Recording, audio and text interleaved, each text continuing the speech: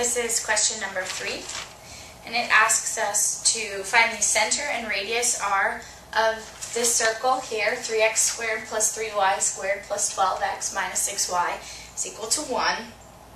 And so we are going to have to complete the square on this formula. So I'm going to go ahead and divide this whole side by 3. What I do to one side, I must do to the other. So I get x squared plus y squared plus 4x minus 2y equal to 1/3. Next, I'm going to group it in terms of x's. So I have x squared plus 4x.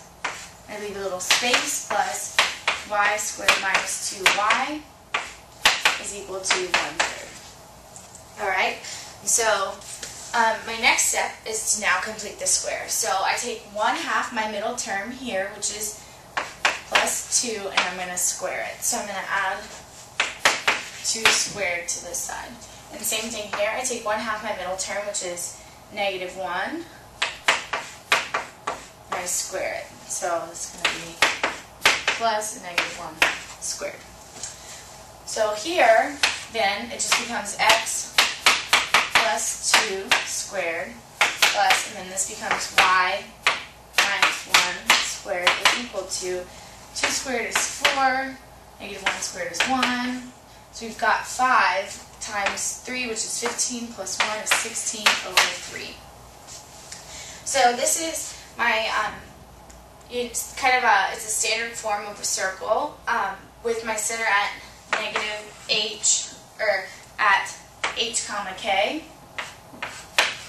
where it's in the form x minus h, y minus k, squared is equal to r squared.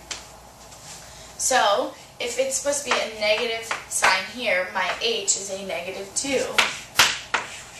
And my y then would be 1. So that's my center, and my radius is going to be, so r squared is 16 over 3. We take the square root of both sides, we get r is equal to 4 over the square root of 3, but we're going to rationalize that denominator.